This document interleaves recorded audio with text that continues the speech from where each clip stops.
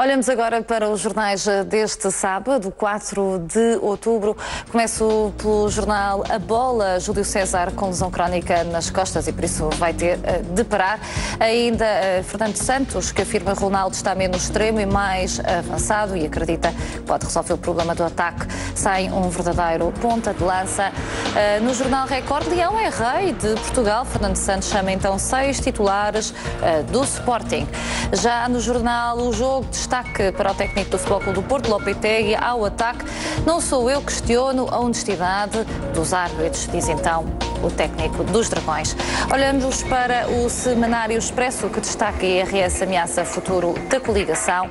E ainda em destaque, passava-se um cheque e Passos trazia os papéis, diz então Sérgio Porfírio, presidente da Tecnoforma, que explica então esta situação ao jornal Expresso. Olhamos para o Público. A Arábia Saudita contrata médicos portugueses e dá até 11 mil euros por mês. Ainda destaque para a energia, que Portugal ameaça chumbar acordo da União Europeia. Na edição de fim de semana do Jornal I, saiba tudo sobre a guerra entre os primos Salgado e Ricciardi, que destruiu a família. Isto, obviamente, sobre o caso UBS. No Diário de Notícias, diretores de escolas recusam cumprir ordem de Nuno Crato. Já no Jornal Notícias, alunos mudam de professores ao fim de 3 semanas. O caos na educação, então, retratados nestes 2 últimos jornais. No Correio da Manhã, o destaque vai para a contabilista que entrega Salgado e ainda Sporting. Marco Silva, treinador, reconhece pressão dos 3 pontos. Sporting é, então, obrigado a ganhar. Paulo Guinote, professor e autor do blog A Educação do Meu Umbigo, é nosso convidado na revista de imprensa deste sábado. Bom dia, muito obrigada por estar aqui. Acredito que o tema da educação será por onde vamos começar esta revista de imprensa, sim, já que vem destacado em vários destes jornais. Sim, é praticamente incontornável a situação que se criou nas escolas e que vai ao arrepio de tudo o que seria lógico e de esperar numa altura destas. Não apenas porque o Ministro da Educação voltou a quebrar uma promessa, depois de ter dito que ninguém seria prejudicado, ficou bem naquela altura, agora percebe-se que de uma forma muito injusta algumas pessoas são prejudicadas, e não se compreende porque o erro é do Ministério da Educação e as pessoas não deveriam ter que ser prejudicadas com novas colocações, como foi mostrado na peça antes, terem que, depois de terem instalado casa, terem deslocado filhos, terem pago calções para poderem ficar a 200, 300 km de casa para poder trabalhar, agora dizem-nos vão-se embora e fiquem à espera de nova colocação.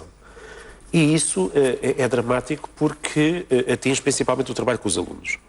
Este Ministério já mostrou algumas vezes que pensa que o trabalho com os alunos começa no primeiro dia de aulas, mas agora parece que pensa que começa um mês depois de começarem as aulas. E quando tanto se fala em sucesso e tanta pressão existe sobre as escolas, sobre os professores, que muitas vezes são acusados de fazerem uma cultura de retenção e os alunos terem sucesso por uma espécie de capricho dos professores, seria de perguntar o que é que um ano letivo com menos um mês faz a todos estes miúdos. Mais grave, a instabilidade que cria, não é apenas só nos professores que são adultos e resistem melhor a isso, mas aos miúdos mais pequenos a quem aparece um professor. Primeiro não tem professor, depois aparece um professor, depois há aquele período de conhecer o professor, dura 1, 2, 3 semanas, acabaram de conhecer, ele sai. E sai não porque se quer ir embora, mas porque o Ministério cometeu um erro e acha que quem deve pagar por esse erro não é o próprio Ministério, demite-se ali um diretor-geral que se calhar nem tinha visto nunca na vida a fórmula, e são agora as pessoas que têm que andar outra vez de casa às costas e os alunos a ficar sem aulas.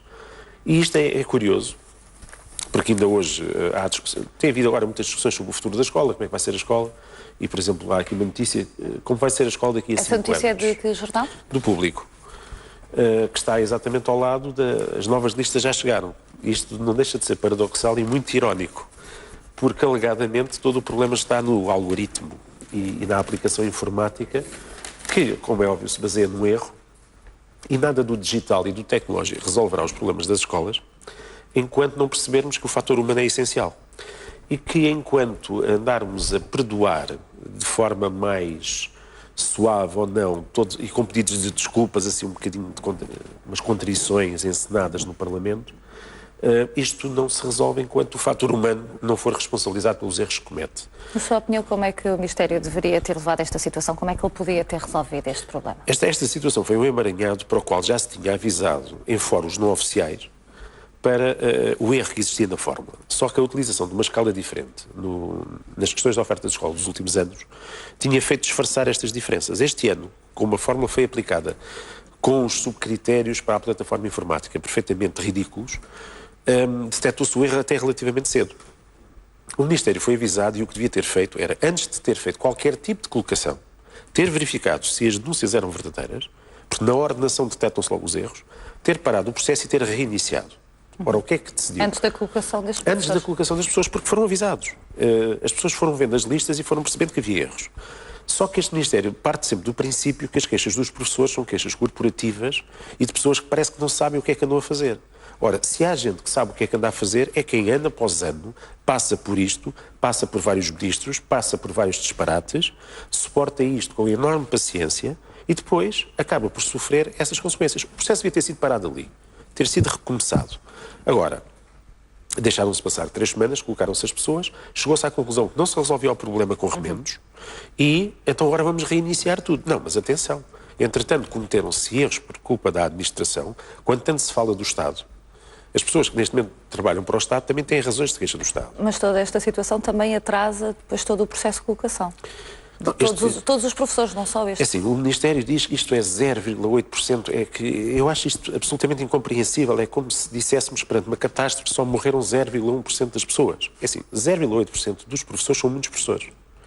E não se devem misturar as pessoas que estavam para esta bolsa de contratação com os professores dos quadros que lá deviam estar. Quer dizer, é óbvio que há 100 mil pessoas ou 90 mil pessoas já estão nas escolas. O Ministro Crato, ao fazer esta mistura, não percebe bem o que é que está a fazer. Depois, temos que ver uma coisa, basta um professor mudar na lista, vamos imaginar, do lugar 500 para o 101, e são 400 pessoas afetadas, que mudam de posição, e potencialmente todos esses poderão ter que mudar de posição. O que é que seria justo? Quem já estava colocado nas escolas não ter que sair para uma nova colocação, se essa colocação não correspondesse a uma melhor colocação. E foi isso que o Ministro disse na Assembleia da República. O que é que isto podia configurar? Algo que já se passou em outros anos, nem sequer é inédito, que é a dupla colocação de pessoas para uma mesma vaga, fruto de um erro. Até agora, normalmente, por muito conflituosos que fossem os ministros ou as ministras, essa era a solução base. Há um erro que foi cometido, então há uma dupla colocação, ficam lá 2 professores, o outro professor vai cumprir outras tarefas, não se manda o professor embora. Pois. E não se percebe que... Nem é a questão do professor ir embora, volto a dizer, é a questão que dentro de uma turma, por exemplo, de segundo ciclo ou terceiro, num conjunto de 7 ou 8 professores, ou 9, quando faltam 2 ou 3, isso implica por semana que os miúdos têm menos de 15 horas de aulas. Eu tive uma turma que estava sem professor de português, sem professor de matemática e sem professor de educação física. São só 3 pessoas, podem ser só 0,3% tudo mais, mas são 40% das horas de aulas daqueles alunos. Quando o Ministro e quando o Ministério se refugiam em estatísticas, deviam falar delas de forma completa. É verdade, podem ser 0,5% dos professores, podem ser 2, 3, 4. Isso é irrelevante. A questão é, houve um erro que foi cometido, o Ministério estava a dizer que o ia corrigir, certo, está a tentar corrigi-lo, mas voltou a tentar fazer uma coisa errada.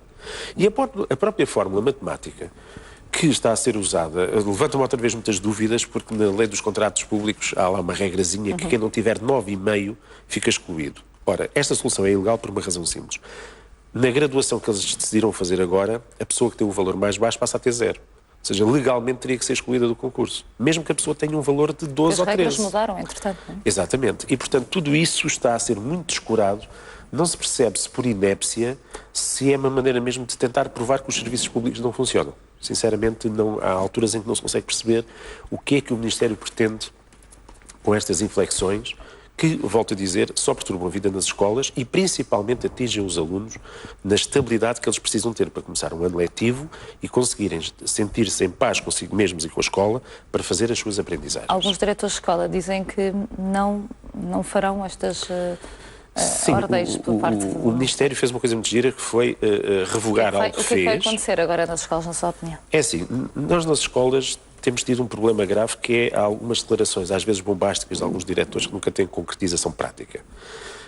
Também faz lembrar aquela história das universidades, que é agarrem-me, senão eu não me mexo.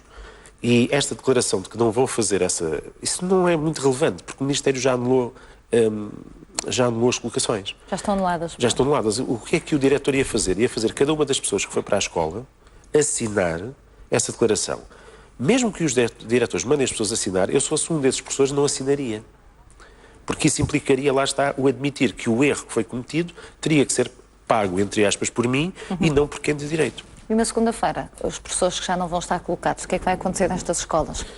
Vamos ter outra vez os miúdos desorientados à porta das salas dos professores e junto das funcionárias para saberem se têm aulas, se não têm aulas. Vão ter novamente horas para se divertir, também vou admitir isso. Se calhar até vão gostar em alguns casos, noutros não. Mas isto vai voltar a trazer um nível de perturbação ao funcionamento das escolas no seu cotidiano que é perfeitamente inadmissível. E ainda mais inadmissível quando esta equipa ministerial defende o rigor e transporta para os professores o ónus de não serem capazes de dar mais sucesso aos alunos. Ora, ninguém consegue dar sucesso aos alunos sem estar na escola. Ninguém consegue dar sucesso aos alunos em 3 semanas. E mesmo os que lá estão, ao verem os colegas entrarem e saírem, como não se passava, desde os tempos que eu concorri a mini-concursos, há 15 anos em que tudo era feito em papel, mesmo nessa altura, quem entrava em substituição já estava colocado. Ora, se isto era feito em papel, se tínhamos mais alunos nessa altura, se tínhamos mais professores, não se compreende nenhum tipo de argumento que o Ministério usa, seja o tecnológico, seja qual for, seja o algoritmo, para que isto se esteja a passar. Professor, rapidamente ia-lhe pedir se tinha outra notícia que gostaria de destacar. Sim, o conjunto de notícias, porque digamos que em Portugal há uma coisa curiosa que é a imprensa, quando quer fazer a investigação que a Justiça não consegue. E seja no caso Tecnoforma, seja no caso BES, tudo aquilo que nós não vamos conseguindo saber com a celeridade desejável através da Justiça, como em outras paragens, temos a imprensa a trazer-nos os detalhes sobre aquilo que nós, por senso comum, já sabemos que se deverá passar, mas que gostamos de ter a confirmação. E no caso do Expresso, esta declaração de um responsável pela Tecnoforma de que se passava um cheque e Passos trazia os papéis, para além de ser uma forma muito curiosa de tratar o Primeiro-Ministro, muito desplicente, inverte tudo aquilo que é normal. O que o Primeiro-Ministro disse no Parlamento, e temos outra vez outro governante no Parlamento a dizer algo que não corresponde ao que depois é dito, era que ele tinha as despesas e era reembolsado. Ora, ninguém se reembolsa com um cheque antes de entregar os papéis. E, portanto, os problemas de memória do Primeiro-Ministro, talvez causadas pelo stress governamental e por todos os pedidos de desculpas dos seus ministros, está novamente a traiçoá-lo. Porque as pessoas que lhe passavam os cheques, pelos vistos, passavam o cheque primeiro e esperavam pelas despesas depois. A isso não se chama reembolso. A isso chama-se pagamento adiantado de despesas que depois se fazem mais ou menos a critério. E, portanto, há aqui qualquer coisa que temos que resolver nesta forma de responsabilizar os políticos pelas declarações que fazem nos órgãos de soberania. E, realmente, isso, em conjunto com a situação do BES e de também ter aparecido na imprensa a notícia que há 5 milhões de euros desaparecidos em comissões, que não terão sido entregues à ESCOM, e que se percebe pelo perfume da declaração que terá ido para alguém ligado ao decisor político da época, faz com que duvidemos, por exemplo, de porque é que as comissões parlamentares nunca chegam ao fim, e temos aqui, por exemplo, no Correio da Manhã, uma notícia que é Parlamento lava luvas de 40 milhões de euros. Por muito sensacionalistas que sejam estas declarações, a verdade é que há factos que estão por lá, por trás. E este fumo todo, muitas vezes, corresponde a algum fogo, e nós nunca sabemos quem é que o ateou. Ficamos com o senso comum, sabemos que muitas poucas pessoas são responsabilizadas por isto, não há ninguém que mude de lugar, como os professores, por causa de um erro destes. E é pena porque nós precisamos de recuperar a confiança nos nossos decisores políticos e todos estes casos acabam apenas por erudir ainda mais. Professor Paulo Guinot, muito obrigada por estar presente aqui neste jornal na TV 24.